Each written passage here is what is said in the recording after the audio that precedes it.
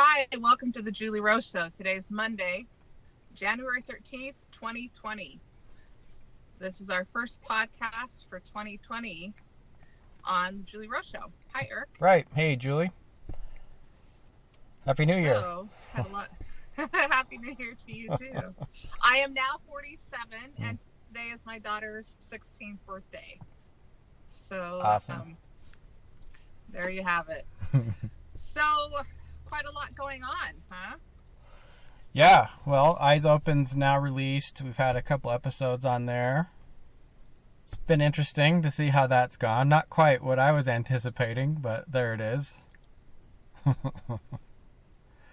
episodes, actually. We did, the first 5 on just kind of gifts and other things and memories, and then 2 on the Chad Daybell news story. So if you haven't checked those out yet, go to Eyes Open. That's the name of our new channel. On YouTube. On YouTube. Yeah, we're gonna hit news stories and current events, some weather, things like that, earthquakes. There's a volcano going off in the Philippines right now, which I saw quite a while ago. So that's another marker in the road. And of course, my son's going to the Philippines in 4 weeks, so that's always fun. Right. Yeah. Yeah. So, Eric, let's start. I'm going to start out with just a few announcements that we have coming up, and then let's get into today's topic. It's going to be a shorter podcast today, just in the interest of time. Eric and I, our schedules don't permit much longer today, but there were just some things I wanted to address. So, Eric, thanks for making yourself available today. Yeah, likewise. So, the first thing coming up is January 25th. We have the Layton Julie Rowe Energy class. That's Layton, Utah. If you want to go to that and haven't registered yet, you can go to julieroweprepare.com and find the Acuity scheduling link there, either on my blog post or there's a link at the top of my website where you can click on that and sign up for that class. Last I checked, we had, probably 60 people coming, and I can see quite a bit more than that. So I'm happy with the class size, but we do have room still if you'd like to come. We're going to close that class, in like a week or something? This Saturday, whatever date that is, I don't know. Yeah. This Saturday coming up. Okay. So today is the 13th. This podcast is going to go out sometime in the next 24 hours probably. So just know you'll have about 4 days to register for that class if you still want to. So we have books coming out. I've been working on 3 books with a guy. I'm not going to tell you his name. Been working on those books for the last 2 months. We have the first one almost completed. We're in the edit phase, and we've got portions of the second and third book in process right now. I'm not going to go into what those books are about, but I'm excited about that project. And I guess you could say we must be on track because, as always, I'm getting beat up by the adversary every day. Mm-hmm. And Eric finished his Doctrines of Ascensions book. That's available on Amazon. And I think we've got it on my website. If we don't have it on there yet, we will soon. What else? Podcast book 1, 2, 3, 4. And those are out. Right. And this other book, I don't know if you wanted to mention that one just yet. Yes. Okay.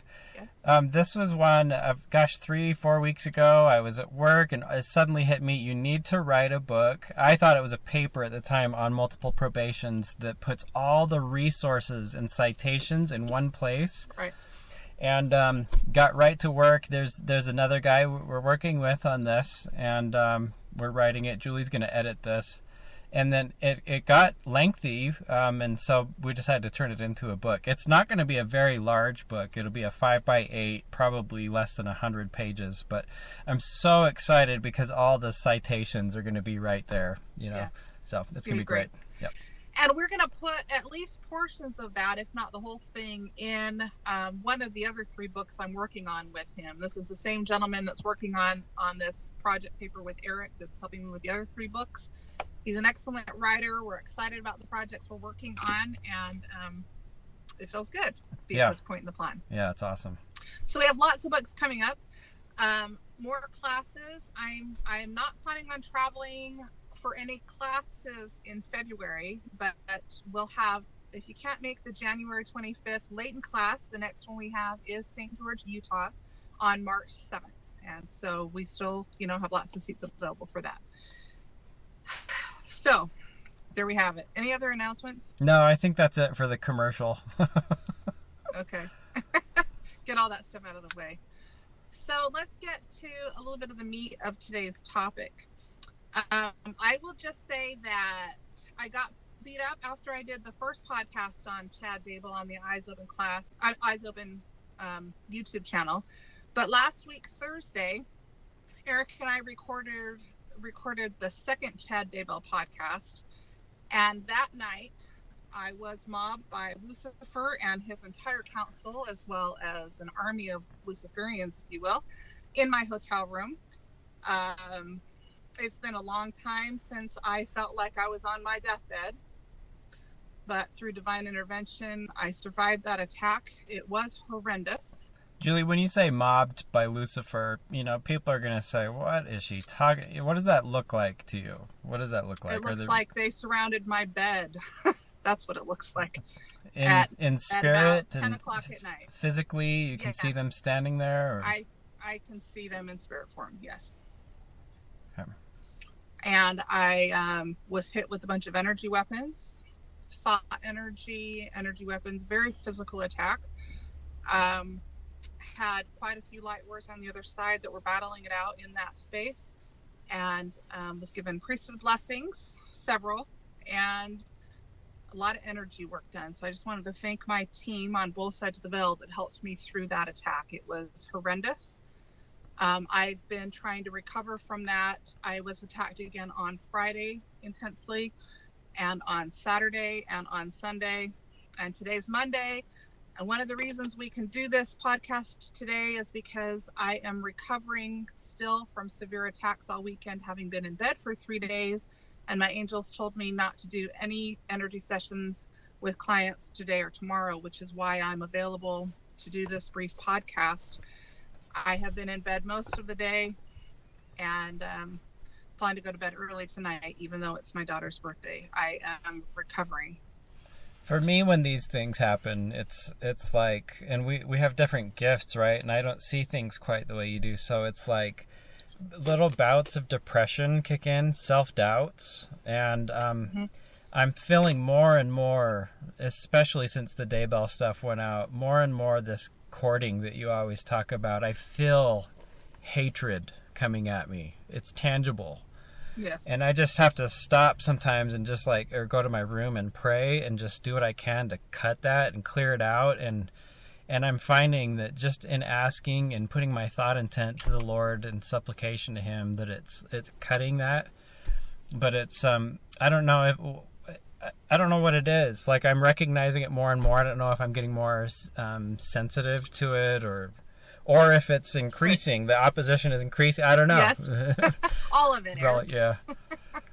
It's real stuff, you guys. And I know sometimes it sounds wacko or weird if you haven't experienced it. But I come from a science background, and if I don't see it and read it, or if it's not tangible, I sometimes brush these things aside. But I'm here to say and be a witness that spiritual warfare is absolutely real, and I feel it on every layer, and it's crazy. It's real, so it's not pleasant either. Yes, it is.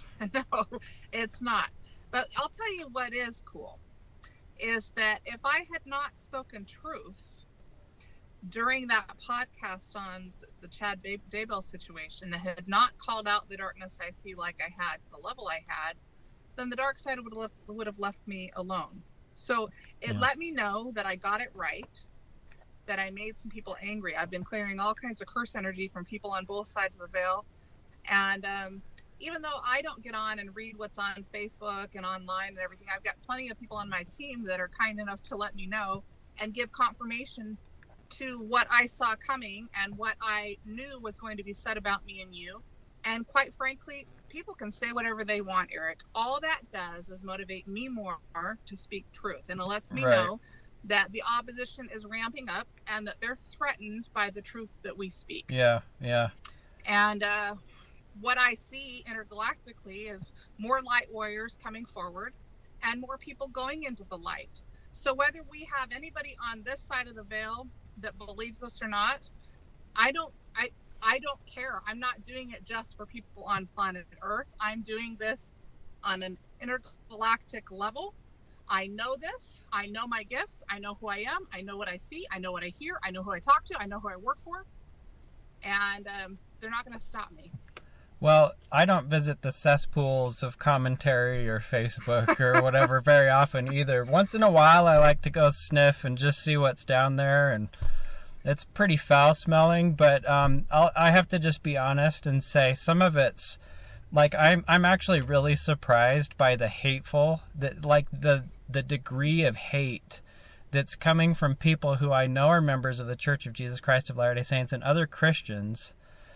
And the level of doubting in very basic concepts such as the visitation of angels or the gift of visions and the spirit of prophecy, all of which are Christian doctrines and very scriptural and very easily supported. Anyway, but so I've allowed some of the comments to hurt me and tear me down a little bit.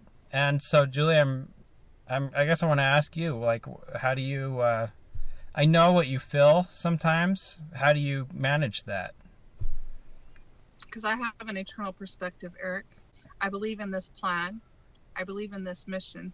And I believe that the Lord has made promises and he keeps his promises.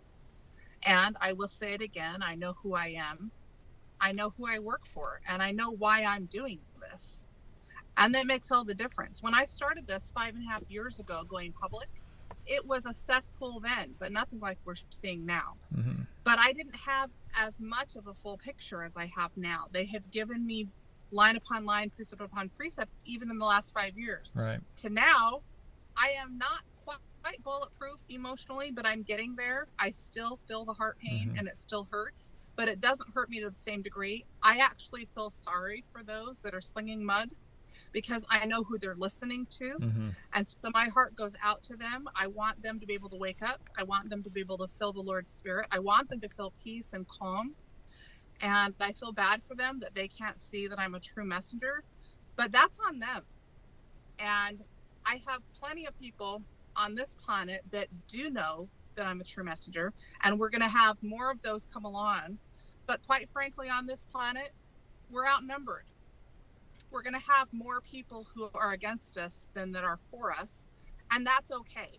Because what I see when I look out to multiple universes is a band of rallying light warriors at an increasing level and degree the further we get into this mission, as they see that we will accomplish this at all costs. Yeah. And what I mean by that is, if the Lord promises that this plan's going to roll forward, and we believe that, and we have faith that good things are coming, then we move forward in faith at all costs. And that's what I signed up to do, and that's what I promised then, and that's what I promise now. And I am only motivated by the opposition. You think they'd learn to quit it, and then maybe it'd slow me down, but all they are doing is speeding this earth up. We are moving at a faster pace. The earth is literally spinning quicker and faster and getting closer to Kolob. And this excites me. And the DNA of the earth is changing right along with the DNA of those who are wanting to ascend. And that's just the reality of what I see and know and understand. Right. That's my understanding as well. I'm picking this up through a lot of different, I guess, social media platforms. Like Cosmic Disclosure, we've mentioned this before, is on Gaia channel.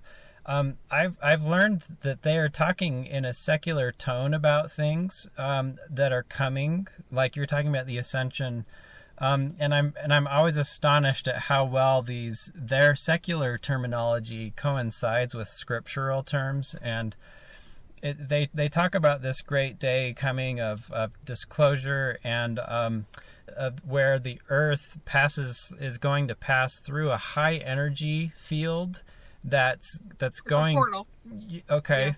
which is going to, and they know this, and like thousands of people know about this, but they're just not telling us that it's this high vibration energy that's going to destroy a lot of life. And they're saying that essentially those who will make it are those who are forgiving and compassionate and loving, those who are increasing their vibration with the earth, and that comes through compassion, forgiveness, loving, understanding. It's quite opposite from a lot of the people and comments that I'm seeing on social media, to be honest. Yes. And part of my mission is to help sift. And that makes some people real angry. And they've been talking about that ever since I said that 5 years ago. I don't really care. Yeah. What I care about is that I help people ascend, and those that don't want to can go to their place of rest and stay there until they're ready to go on. And quite frankly, I see a lot of people on this planet there at that place. And if they want to go on to another celestial world, that's okay. They can stay there for 5 years, 10 years, 150 years, or 1,000,000 years. I am going on, and I'm helping as many people as possible go on. And while I'm cursed while doing it, that's part of the mission, and that's okay. Right. And I knew it before I came here. Right. Well said. Well, if I have any advice to give anybody, it would just, I've been thinking a lot about the Hawaiians and their practice of Ho'oponopono and this idea of loving and forgiving. And I just think we need so much more of that, and be less judging and just be compassionate and loving. And so I just want to say this publicly to all those who are just persecuting us right and left and down in the cesspool. I forgive you. I know you don't understand some of the things we understand, and it'll come if you seek it in its time. But I forgive you, and I love you even, and I'd like to move on, and I'd love to have you join us. Right. Me too. So at this time, I'd like to publicly invite any and all who are ready and willing on the other side of the veil to move into the light. We invite those who are ready and willing to go into the light. At the same time, I'd like to actively cut any and all negative cords, strings, ropes, ties, chains, or other attachments from Eric and I, or anyone on the light side who's working on our behalf or on behalf of this mission. We cut any and all ties, strings, ropes, chains, or other attachments. And I want to completely remove those negative contacts, those negative attachments, those negative bonds, those negative contracts, and destroy any and all curse energy associated with this mission. Do that immediately and effectively. I give you permission to use my blueprint. We ask for Father in Christ from all of Elohim for their blueprints to make this happen.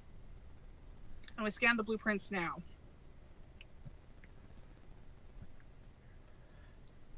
Some of you will actually feel the shift of the energy as I say these words. And then you can take this to Father and ask him some questions about what just happened. Right. I want to leave this message with you. Thank you, Eric, for taking time today. Thank you, those who have been listening. Those who are participating in this session, wherever you are. I send my love, gratitude, and just want to send out some light frequencies. Send out the light frequencies, and I guess you could say potion 99. Don't know what all that means, Julie, but I think there's something in it. Well, saying that will let some people think I'm into witchcraft, but those who are in tune and know what I mean will simply know I'm just sending light frequencies of love out. That's all that is, and you can do it too. It's real stuff. Energy is real. Everything is energy. Words have meaning. The thought with which we speak, the impact we have, the words and the intents of our hearts send a ripple out into the universe, and it is what makes the world go round. Love is what makes the world go round, and right now I see a lot of changes going on this earth, and it's going to be exemplified in an increase in earthquakes and volcanoes on this planet in 2020. Mark my words. We'll see some markers in the road. I see some big things happening in the spring and in the fall related to the election and related to earthquakes. I still see the Iranians launching a missile into Israel. I don't see that necessarily for 2020. It could happen, but I see it closer to the fall of 2021. We're on track. Things are speeding up, and I'm grateful for this plan. It's infinite and eternal, and the atonement is real. I love you guys. Thanks, Julie. Eric, thank you. Have a great day. You too.